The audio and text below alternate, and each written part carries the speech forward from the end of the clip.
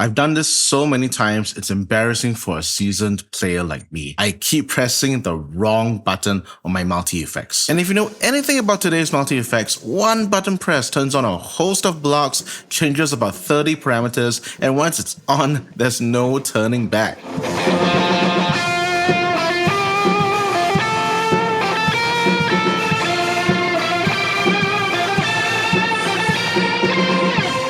It's time to rethink this. Modern worship tones are bigger than ever, and paradoxically, setting them up feels more stressful than inspiring. But what if the most inspiring worship tones don't come from a touchscreen at all? Today, we're building what I think is one of the most criminally underrated worship boards you can put together right now. No menus or scrolling, just a fully analog workflow built entirely around the Walrus audio ecosystem. I hope to show you why this uncomplicated board gives you sufficient tone to sit well in a worship mix, and why more players should consider moving in this direction, the NT menu, as much as we can.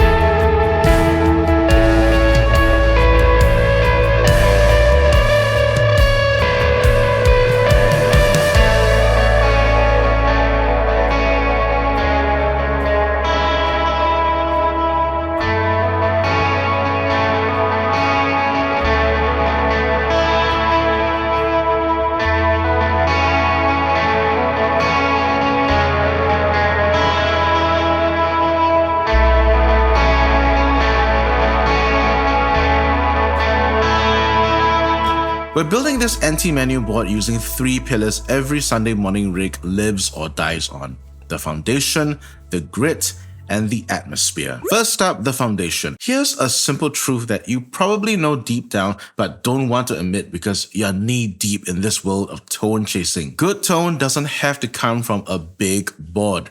A small board could get you a better tone because you're forced to maximize the tonal potential of every pedal on there. Here's what you actually need for a worship set: amp and cab, drive, and delay. Start with the core, then build outwards with effects you actually use. And at the core of the NT menu rig, I'm using the Sonic Cake Pocket Master. No effects tweaking here, just a NAMM profile loaded to set and forget. The only problem I encountered interfacing with the Walrus audio delays and reverbs is their low headroom. I tried wiring the Pocket Master after the drives and before the delays and reverbs, but the Walrus audio pedals can't take a loud signal before they start clipping. And this isn't the pleasant pre-amp wet section saturation sound.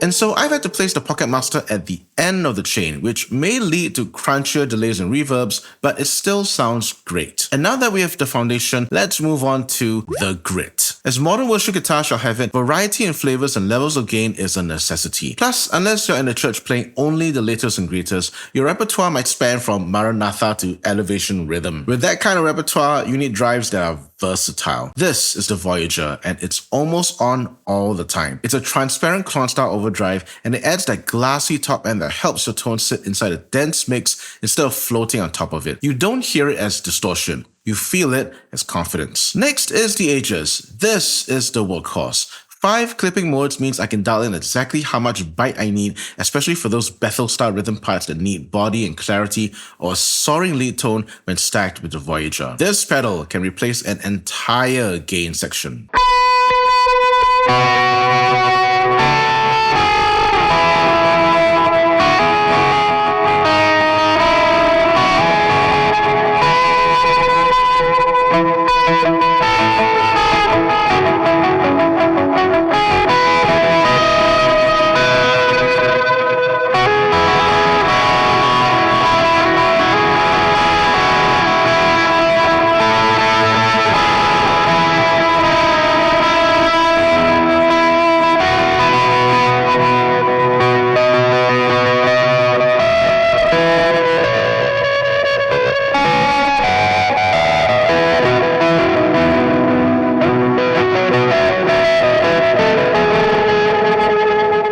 the one most worship players are scared of, distortion.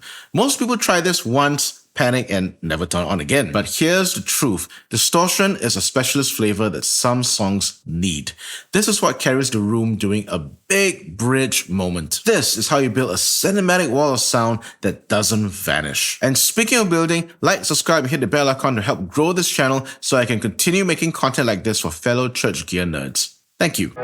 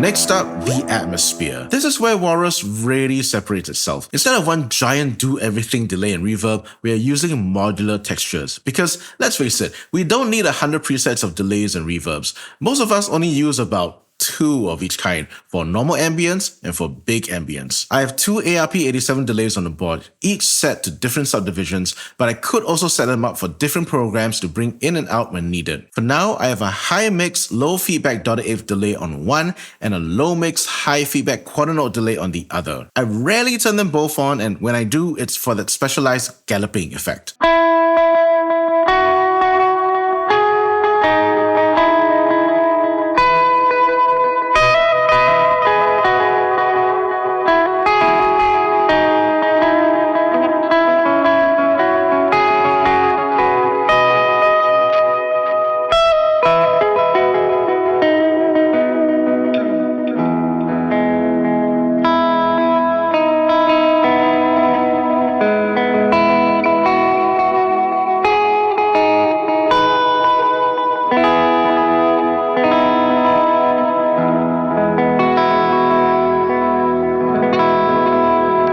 And now for the pedals that turn your tone from cover band to worship band. Reverb. The Fathom is my core reverb, usually on hall with a long decay.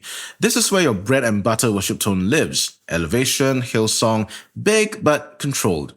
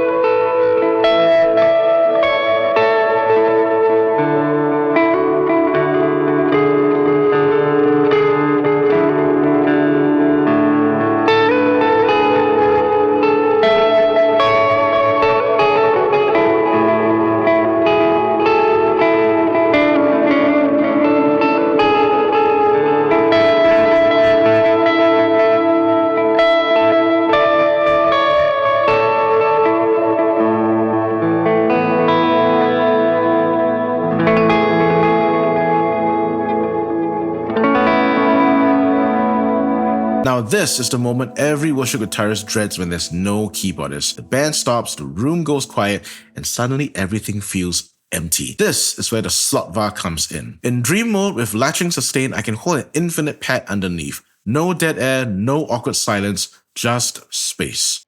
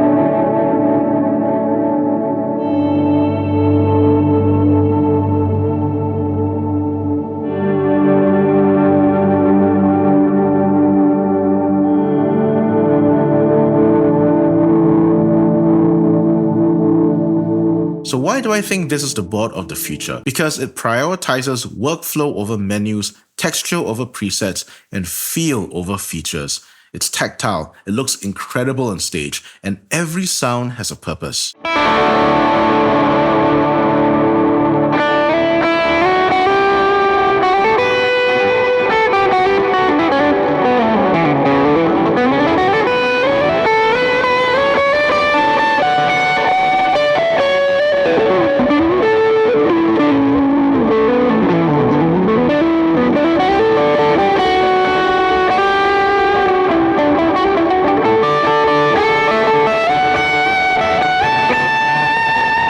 You don't need to spend $4,000 to sound huge on Sunday. You just need the right pieces working together. So here's the real question. Do you want your board to feel like a control center where a wrong button press could derail your tone, or a focused extension of your musical creativity?